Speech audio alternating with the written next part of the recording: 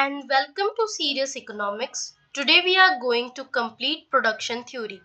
So let's begin the class. Till now we have discussed production function, isoquant and Rizline, law of variable proportion and elasticity of substitution we are going to discuss. Okay, so let's begin the class. Elasticity of substitution, इसका core idea क्या है ये समझते हैं पहले. तो core idea ये कहता है कि how easily can capital replace labour और vice versa in production. Means कि प्रोडक्शन में कैपिटल और लेबर एक दूसरे को कितनी इजीली रिप्लेस कर सकते हैं, ये है इलास्टिसिटी ऑफ सब्स्टिट्यूशन का कोर आइडिया. मींस सब्स्टिट्यूशन मतलब रिप्लेस करना, या कैपिटल लेबर को या लेबर कैपिटल को. ठीक है, ओके. इसके टेक्निकल डेफिनेशन पे अगर हम चले तो इलास्टिसिटी ऑफ सब्स्टिट्यूशन जो है वो क्या मेजर करता है? Measured as the percentage change in capital labour ratio relative to percentage change in MRTS.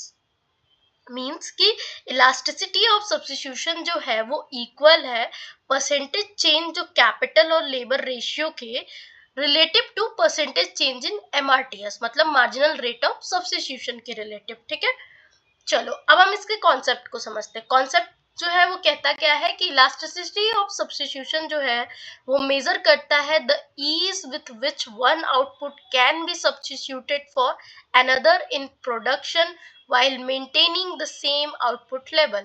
Means कि जो जब फर्म सेम आउटपुट मेंटेन करते हुए लेबर की जगह कैपिटल यूज करें, या इसे उल्टा वाइस वर्सा कर लो कि कैपिटल की जगह लेबर यूज करे या लेबर की जगह कैपिटल यूज करे, उसकी ईज ऑफ सब्स्टिट्यूशन को मेजर करता है इलास्टिसिटी ऑफ सब्स्टिट्यूशन. ठीक है, क्या करता है? सिंपल लैंग्वेज में अगर समझे तो कितना आसान है लेबर को मशीन से रिप्लेस करना, इसके बारे में हम पढ़ते हैं इलास्टिसिटी ऑफ सब्स्टिट्यूशन में. ठीक है, और इसका फॉर्मूला क्या है? तो it is defined as percentage change in the capital to labour ratio divided by percentage change in marginal rate of technical substitution. मतलब जो इलास्टिसिटी ऑफ सब्स्टिट्यूशन का फॉर्मूला है वो उसको हम इस तरह रिप्रेजेंट करते हैं. पहले तो इलास्टिसिटी ऑफ सब्स्टिट्यूशन की रिप्रेजेंटेशन इस तरह करेंगे, उसके बाद percentage change in capital by labour ratio divide में percentage change in MRTS, marginal rate of technical substitution. ठीक है, तो कैपिटल और लेबर रेशियो जो है इसके बारे में बात करेंगे और MRTS के रिलेटिव में इलास्टिसिटी ऑफ सब्स्टिट्यूशन हम निकाल लेंगे. ठीक है, अब हम बात करते हैं marginal rate of technical substitution क्या होता है. इसको भी समझना बहुत जरूरी है. तो marginal rate of technical substitution का मतलब होता है कि कितना लेबर रिड्यूस कर सकते हो जब एक यूनिट कैपिटल बढ़ा रहे हो. तो ठीक है, कितना लेबर आप रिड्यूस कर सकते हो अगर आप एक यूनिट कैपिटल बढ़ा रहे हो, इसे हम पढ़ते हैं marginal rate of technical substitution. ठीक, ओके. नेक्स्ट जो है हम कॉन्सेप्ट देखेंगे high elasticity and low elasticity के बारे में. ठीक है, हाई इलास्टिसिटी वर्सेस लो इलास्टिसिटी हम समझते हैं. तो हाई इलास्टिसिटी को क्या होता है? तो ये होता है इसमें जो है हम पढ़ते हैं कि input are easy to substitute. ठीक है, मतलब इनपुट जो है इजीली सब्स्टिट्यूट हो सकते हैं हाई इलास्टिसिटी में. कंट्राडिक्टरी जो लो इलास्टिसिटी है, इनमें जो है इनपुट जो है सब्स्टिट्यूट करना थोड़ा मुश्किल है. ठीक है, या करना मुश्किल ही है लो इलास्टिसिटी वाली चीज में. ठीक है, तो हाई इलास्टिसिटी में हमारा क्या है कि इनपुट जो है इजीली सब्स्टिट्यूट हो सकते हैं. लो इलास्टिसिटी अगर होगा तो इनपुट जो है वो क्या होगा? सब्स्टिट्यूट करना मुश्किल होगा. ठीक है, हाई इलास्टिसिटी में जो होता है वो प्रोडक्शन टेक्नोलॉजी जो है वो फ्लेक्सिबल होता है. मतलब इसमें जो टेक्नोलॉजी होता है वो फ्लेक्सिबल है, और इसको इस तरह एग्जांपल से समझ सकते हो कि मशीन को इजीली रिप्लेस किया जा सकता है लेबर से. ठीक है, तो टेक्नोलॉजी क्या है? फ्लेक्सिबल है. ठीक है, वहीं जो लो इलास्टिसिटी होता है इसमें क्या होता है? फेयरली फिक्स प्रोपोर्शन, मतलब फिक्स प्रोपोर्शन में यूज करना पड़ेगा. एग्जाम्पल, एक ड्राइवर या एक बस इसका फिक्स कॉम्बो ही लेना पड़ेगा. यहाँ क्या है? टेक्नोलॉजी जो है वो रिजिड है लो इलास्टिसिटी में. ठीक है, चलो नेक्स्ट अब हम देखेंगे डिफरेंट प्रोडक्शन फंक्शंस.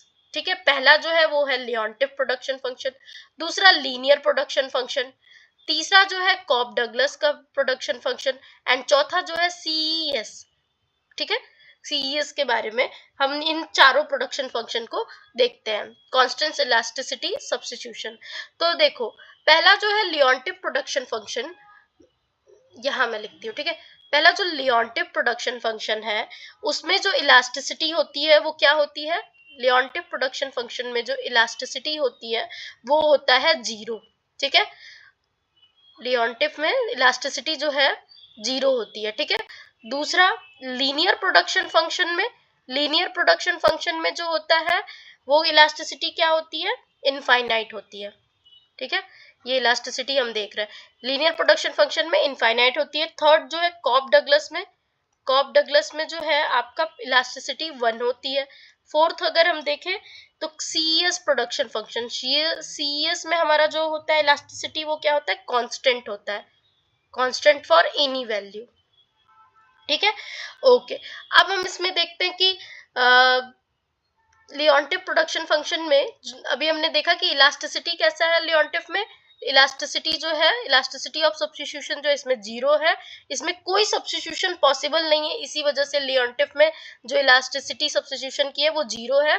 और इसमें जो है फिक्स प्रोपोर्शन यूज होता है, ठीक है। अब हम प्रोपोर्शन की बात करें तो लियोनटिव में जो है वो फिक्स प्रोपोर्शन यूज होता है, ठीक। फिर से लीनियर प्रोडक्शन फंक्शन में जो है परफेक्ट सब्स्टिट्यूट यूज होता है। परफेक्ट सब्स्टिट्यूट का मतलब कि लेबर और या जो कैपिटल है वो दोनों सेम ही काम कर रहे हैं, ठीक है, एक दूसरे के परफेक्ट सब्स्टिट्यूट्स हैं, ठीक। ये है linear program, sorry linear programming कह रही हूँ, लीनियर प्रोडक्शन फंक्शन में, ठीक है। और कॉप डगलस में क्या होता है कि बैलेंस सब्स्टिट्यूशन होता है, ठीक है, इसमें बैलेंस सब्स्टिट्यूशन होता है, ठीक। और सीईएस में क्या होता है, इसमें इसमें जो होता है फ्लेक्सिबल होता है, फ्लेक्सिबल, ठीक है, फ्लेक्सिबल सब्स्टिट्यूशन। तो अब देख लिया कि लियोनटिव में क्या है, फिक्स प्रोपोर्शन है, लियोनटिव में इलास्टिसिटी क्या है, 0 है, प्रोपोर्शन क्या है, फिक्स्ड है। लीनियर प्रोडक्शन फंक्शन में इलास्टिसिटी क्या है, इनफाइनाइट है, परफेक्ट सब्स्टिट्यूट है। कॉप डगलस में इलास्टिसिटी क्या है, 1 है और बैलेंस सब्स्टिट्यूशन है। कांस्टेंट इलास्टिसिटी सब्स्टिट्यूशन में कांस्टेंट है और फ्लेक्सिबल है प्रोपोर्शन, ठीक है। ये हमने पढ़ लिया डिफरेंट प्रोडक्शन फंक्शन का कॉन्सेप्ट, ठीक। अब क्या कहता है कि इलास्टिसिटी ऑफ सब्स्टिट्यूशन जो है determines how the relative share of capital labour in the total cost change when there relative price change, ठीक है। इलास्टिसिटी ऑफ सब्स्टिट्यूशन क्या डिटरमाइन कर रहा है कि कैसे रिलेटिव शेयर कैपिटल और लेबर के चेंज हो रहे हैं जब टोटल कॉस्ट चेंज हो रहा है और उनकी रिलेटिव प्राइस चेंज हो रही है, ठीक है। ये जो है डिटरमाइन करता है हमारा इलास्टिसिटी ऑफ सब्स्टिट्यूशन। तो देखो why this concept is important to study, जो हमें इलास्टिसिटी ऑफ सब्स्टिट्यूशन हम पढ़ रहे हैं ये कॉन्सेप्ट इंपॉर्टेंट क्यों है पढ़ना, तो ये बताता है कैपिटल और लेबर का रिलेटिव शेयर कैसे चेंज होगा, ठीक है। यहाँ पे जो है ये यही समझा रहा है कि why this concept is necessary to study. तो देखो ये बता रहा है कि कैपिटल और लेबर का रिलेटिव शेयर कैसे चेंज होगा जब वेजेस या इंटरेस्ट रेट चेंज होते हैं तब, ठीक है। वेज और इंटरेस्ट रेट जब आपके चेंज हो रहे हैं तो लेबर और कैपिटल जो है, कैपिटल के रिलेटिव शेयर कैसे चेंज होंगे, ठीक है। अगर इसको रियल वर्ल्ड से लिंक करो तो ऑटोमेशन, एआई का इम्पैक्ट लेबर पे क्या पड़ रहा है, ठीक है। अगर सब्स्टिट्यूशन इजी है तो लेबर का शेयर जो है कम हो सकता है, ठीक। इस तरह का एग्जांपल से आप समझ सकते हो कि क्यों ये कॉन्सेप्ट इंपॉर्टेंट है, ठीक। चलो अब हम बात करते हैं रिटर्न टू स्केल की। अगर हम ओवरऑल क्रक्स देखें इलास्टिसिटी ऑफ सब्स्टिट्यूशन की, तो हमने जो अभी तक पढ़ा तो इलास्टिसिटी ऑफ सब्स्टिट्यूशन क्या है, ये बताता है प्रोडक्शन में इनपुट्स, इनपुट्स मतलब कैपिटल एंड लेबर, ठीक है। तो प्रोडक्शन में इनपुट एक दूसरे को कितनी इजीली रिप्लेस कर सकते हैं ये बताता है इलास्टिसिटी ऑफ सब्स्टिट्यूशन। इसमें हमने फॉर्मूला देखा कि परसेंटेज चेंज कैपिटल लेबर का इक्वल किसके होगा, परसेंटेज चेंज इन, सॉरी इक्वल कह रही हूँ, percentage change in capital labour का रेशियो डिवाइड किससे करेंगे, परसेंटेज चेंज इन एमआरटीएस से, ठीक है। वैल्यूज में अगर इलास्टिसिटी 0 होगी तो नो सब्स्टिट्यूशन होगा और ये लियोनटिव का केस होगा। इलास्टिसिटी 1 होगी तो हमारा कॉप डगलस का केस होगा। इनफाइनाइट होगी तो परफेक्ट सब्स्टिट्यूशन होगा, मतलब लीनियर का केस होगा, ठीक है। और इसका इंपॉर्टेंस क्यों है, इंपॉर्टेंस क्या है इस कॉन्सेप्ट का, तो टेक्नोलॉजी फ्लेक्सिबिलिटी के लिए, ऑटोमेशन इम्पैक्ट को जानने के लिए और फैक्टर इनकम डिस्ट्रीब्यूशन के लिए, ठीक है। चलो अब हम नेक्स्ट देखते हैं रिटर्न टू स्केल, ठीक है। रिटर्न टू स्केल का कोर आइडिया क्या है, what happens to output when all input are scaled up proportionally? Means कि अगर हम all inputs जैसे कि लेबर प्लस कैपिटल ये इनपुट हो गया, तो अगर हम ऑल इनपुट को एक साथ प्रोपोर्शनली इंक्रीज करें तो आउटपुट कितना चेंज होता है, इसके बारे में बताता है रिटर्न टू स्केल। ठीक है, कि अगर हम ऑल इनपुट को एक साथ प्रोपोर्शनली इंक्रीज करें तो आउटपुट जो है वो कितना चेंज होगा, इसे हम पढ़ते हैं रिटर्न टू स्केल में। ठीक है, constant increasing decreasing return to scale, ये इसके टाइप है। ठीक है, पहले आप सिंपली समझते हैं इसके कॉन्सेप्ट को। तो ये कॉन्सेप्ट क्या है, रिटर्न टू स्केल जो है describes the long run relationship between input and output when all input are increased by the same proportion। ठीक है, मतलब कि लॉन्ग रन में सब इनपुट्स जो है वो वेरिएबल होते हैं। ठीक है, तो फॉर्म अपना स्केल साइज बढ़ा सकती है। क्या कहना है रिटर्न टू स्केल का, कि जो लॉन्ग रन, ये बेसिकली डिस्क्राइब क्या कर रहा है, लॉन्ग रन रिलेशनशिप किसके किसके बीच में, इनपुट्स एंड आउटपुट के बीच में। जब सारे ही इनपुट जो हम सेम प्रोपोर्शन से इंक्रीज करें तो तब ये लॉन्ग रन रिलेशनशिप बताता है इनपुट एंड आउटपुट के बीच में। ठीक है, पर अगर हम इसको सिंपली समझो कि कैसे, लॉन्ग रन में अगर जो है, लॉन्ग रन में क्या होता है कि सब इनपुट्स जो है वो वेरिएबल होते हैं, फॉर्म जो है अपना स्केल साइज इसमें बढ़ा सकती है लॉन्ग रन में। ठीक है, तो क्वेश्चन पूछो कि अगर इनपुट डबल कर दिए तो आउटपुट का क्या होगा। ठीक है, अगर हम इनपुट डबल कर दिए तो आउटपुट का क्या होगा, अगर ये क्वेश्चन पूछोगे तो तुम्हें जवाब क्या मिलेगा, if doubling all input exactly doubles output we have constant return to scale. तो अगर एग्जैक्टली आप डबल कर रहे हो और इनपुट को, और एग्जैक्टली आउटपुट भी डबल हो जा रहा है, तो आपको कांस्टेंट रिटर्न टू स्केल मिल रहा है। ठीक है, देखो ओवरऑल कॉन्सेप्ट ये है कि रिटर्न टू स्केल जो है ये बताता है कि हम अगर हम ऑल इनपुट को एक साथ प्रोपोर्शनली इंक्रीज करें तो आउटपुट पे कितना चेंज होता है, ये एक क्वेश्चन पूछता है रिटर्न टू स्केल, और इसका जवाब भी वो देता है थ्रू इट्स टाइम। ठीक है, जब हम इसके टाइप्स पढ़ते हैं तो वो टाइप कौन कौन से, constant return to scale, increasing return to scale, decreasing return to scale, ये जो टाइप्स हैं ये इस सवाल का आंसर दे देते हैं। तो रिटर्न टू स्केल जो है लॉन्ग रन रिलेशनशिप बताता है इनपुट एंड आउटपुट में, जब सारे इनपुट को हम सेम प्रोपोर्शन से इंक्रीज कर रहे हैं। फिर एक क्वेश्चन आता है कि ठीक है, लॉन्ग रन में तो हम अगर इनपुट्स को डबल कर दिए तो आउटपुट का क्या होगा। ठीक है, तो अगर आउटपुट जो है डबल है तो कांस्टेंट रिटर्न टू स्केल होगा। ठीक है, अगर अब देखते हैं क्या क्या आ रहा है, यहाँ पे कॉन्सेप्ट लिखते हैं।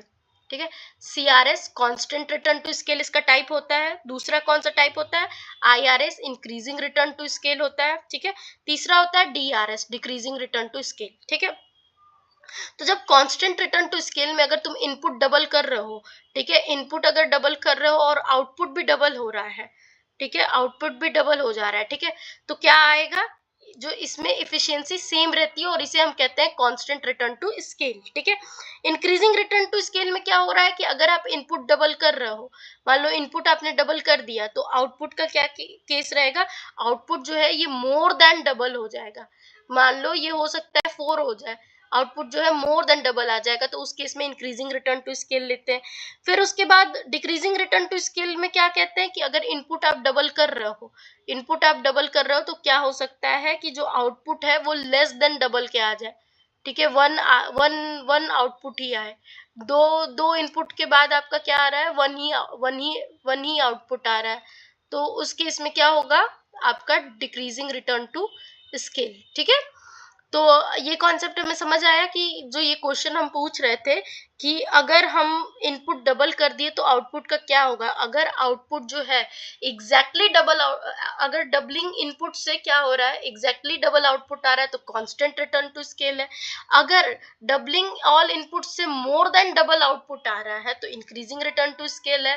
ठीक है, और डबलिंग ऑल इनपुट से लेस देन डबल आउटपुट आ रहा है तो क्या है, हमारे पास डिक्रीजिंग रिटर्न टू स्केल। ठीक है, समझ आ गया। अब देखो रीजन भी पढ़ना बहुत जरूरी है। तो कांस्टेंट रिटर्न टू स्केल का जो है, इसमें क्या होता है कि सेम इफिशियंसी रहती है। ठीक है, अगर इनपुट डबल हो रहा है तो आउटपुट डबल हो रहा है, तो सेम इफिशियंसी रहती है। लेकिन इंक्रीजिंग रिटर्न टू स्केल में इनपुट डबल होने के कारण आउटपुट जो है मोर देन डबल हो जा रहा है। मतलब इसका रीजन क्या रह रहा है? इसका रीजन रह रहा है स्पेशलाइजेशन के कारण, इकोनॉमीज ऑफ स्केल के कारण, तीसरा बेटर टेक्नोलॉजी यूज करने के कारण जो है ये जो है आउटपुट मोर देन डबल हो जा रहा है। ठीक है, और रियल लाइफ में अगर देखें तो लार्ज फैक्ट्री जो है वो मोर एफिशिएंट होती है। ठीक, लार्ज फैक्ट्री जो क्या होती है, मोर एफिशिएंट होती है। देखो यहाँ रीजन दिया है ना फॉर इंक्रीजिंग रिटर्न, तो क्यों है? टेक्नोलॉजी के कारण, जियोमेट्रिक वॉल्यूमेट्रिक रिलेशनशिप के कारण। ठीक, वही बात है, specialisation, economies of scale and better technology use के कारण जो है हमारा output more than double increase हो जाता है। ठीक, डिक्रीजिंग रिटर्न की बात करें तो डिक्रीजिंग रिटर्न में जो कॉन्सेप्ट आता है उसका मतलब उसका रीजन होता है कि इनपुट डबल होने के कारण आउटपुट जो है लेस देन डबल होता है, क्योंकि मैनेजमेंट प्रॉब्लम होता है, कोऑर्डिनेशन की डिफिकल्टी होती है।